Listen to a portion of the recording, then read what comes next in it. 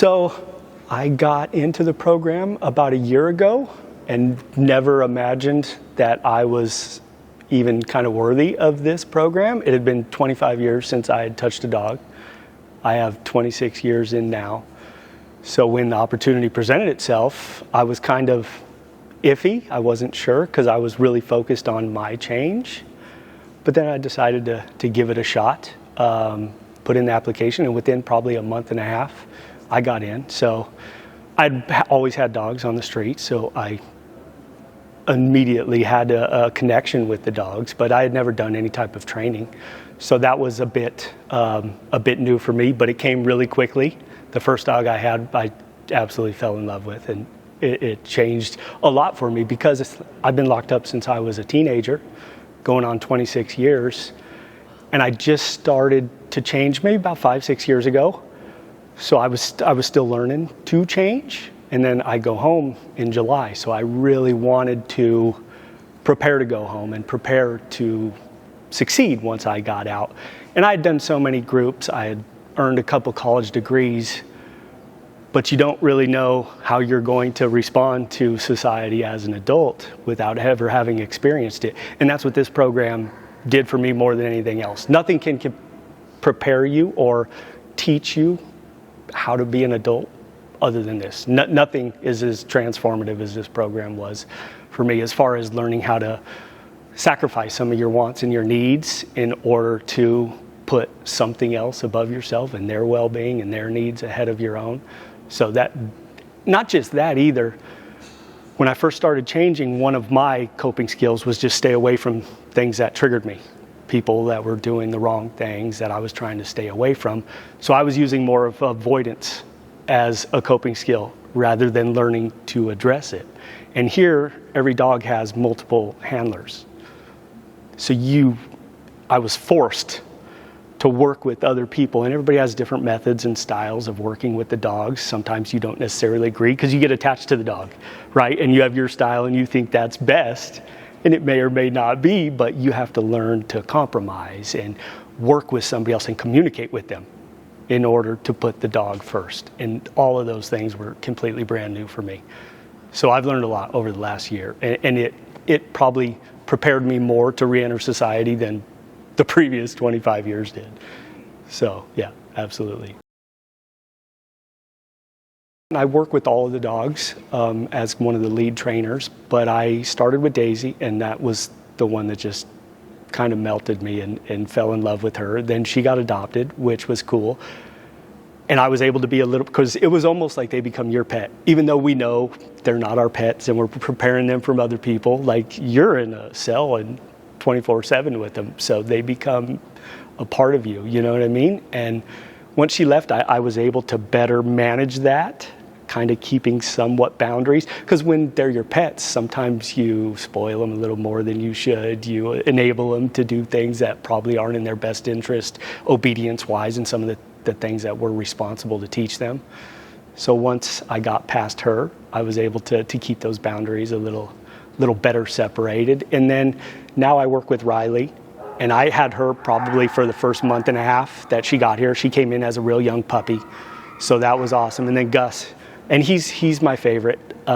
He had a really tough start to life, a stray, and then he was in the shelter for a year, so he missed that socialization period. And he's got some behavioral issues, and I can relate to that, right? So even though he frustrates me incredibly bad sometimes, I love him to death. So he's probably my favorite. Okay. And we came over here and kind of created the program on this yard from scratch. We brought 5 dogs with us. Some of the handlers? Yeah, there was about 8 of us that came from D Yard with 5 dogs and built the program up from scratch on this yard. So yeah. That's pretty special. It is. And we're really starting to, at first it was a little tricky, and the staff and everybody isn't used to having a dog program, and there's a lot that's involved in that. But we've come really far, and we're starting to see a lot of momentum with this program and expanding it. How have you kind of So our main motto is calmness and well-behaved dogs that can go into any environment and be good with any family. Because a lot of the reason that they're in the shelter to begin with is people couldn't handle some of their behavioral issues, and some of them are very minor and insignificant, but we don't want a dog to go out and get returned to the shelter. That's our biggest fear. So we really try to implement calmness as much as possible, and that even over some of the skills, the basic, like we do the foundational stuff, sit, stay, and all those skills, but if we can get calm, well-behaved dogs that are okay in the midst of distractions, and if we can accomplish that in here, once they go out to society, they'll be awesome, because this is a lot. This isn't the most optimal place to teach shelter dogs how to be calm, because there's so much going on all the time.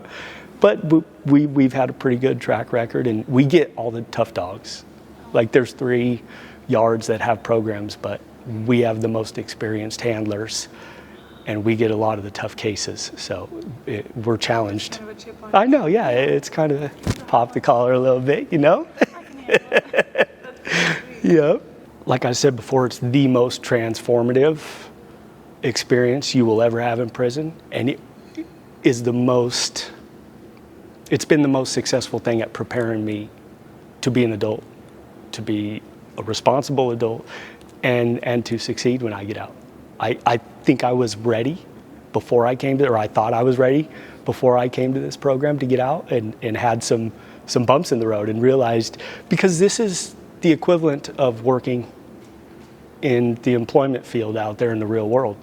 You're not always going to get along with everybody, and you can't just avoid. You've got to be able to compromise and have some tools in your toolbox to work with all these different situations out there. And that's what this did.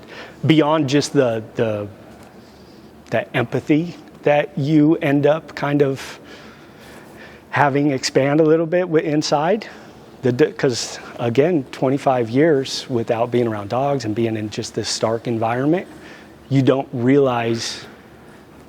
I didn't realize, I felt awkward when I first got to the yard and I first got around a dog, and I had had dogs my whole life growing up out there. But it was so abnormal, it had become almost, I only associated those with like the IGI or ISU dogs, where they come in to search our cells, and there had become an unconscious negative association with them. And I didn't realize it. A lot of those things we don't realize we've changed in these negative ways without realizing it, and the dogs help show you and bring some of that back to you, a little of that humanity back to you. The dogs are pretty easy. Training people to be good handlers and to work together as a unit is much more difficult than training a dog, I promise you. Training people is harder than training dogs. So that's one of the things I've learned more than anything, is to focus more on the handler's aspect of their skill set, their training. And a lot of it is real subtle things, body language, because that's what the dogs are reading, our body language. Not a lot of us have a tendency to throw verbal commands at them over and over and over, and most of the dogs, they don't know what we're talking about, so they're reading our body language. So getting the communication down as a team is huge, and what I've learned is we had to be really selective about who we were bringing into the program handler-wise, because one person with some toxic behavior can destroy a group of 20 or more handlers. So we finally got to a place where we have a really solid group, and everybody works together, and we're doing a lot of team stuff. I know you saw some of the team stuff we were doing in there, and we do that every day. And it's been awesome. Everybody's on the same page. We do a lot of like group, we call them spreading in here, where everybody makes burritos together. So just a lot of team building stuff, so everybody feels appreciated and part of the team. Because sometimes guys that aren't like always having a dog can feel a bit left out. So it's important to have that team dynamic. All these dogs need forever homes. Gus needs a ranch where he can run around. He'll help you herd any animals or even people you have. And no, they all need homes, and they're amazing. They'll enrich your lives and make your life better. You can't have a bad day. You might have a bad half hour or hour, but you can't have a bad day around the dogs. Even when you're mad at them or frustrated with them, they'll eventually do something goofy or come up and want to lick your face or want to play with you, and it's impossible to have a bad day.